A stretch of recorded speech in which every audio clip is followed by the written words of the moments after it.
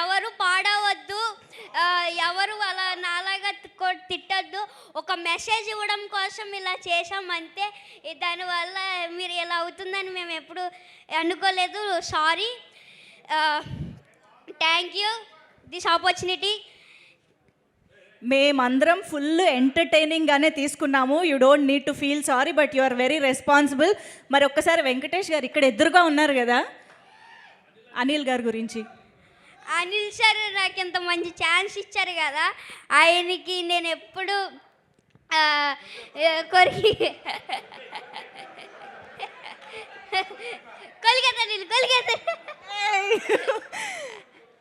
నాకు ఎంత మంచి ఛాన్స్ ఇచ్చారు అనిల్ సార్, నాకెంత మంచి అవకాశం ఇచ్చినందుకు ఏం చెప్పాలో అర్థం అవ్వట్లేదు నాకు. అనిల్ సార్ నాకు ఎప్పుడు ఇంట్లో లాగా సెట్లో ఉన్నారు.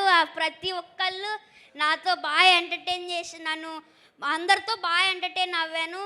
అనిల్ సార్ అయితే ఇంకా చెప్పాల్సిన అవసరం లేదు, బాగా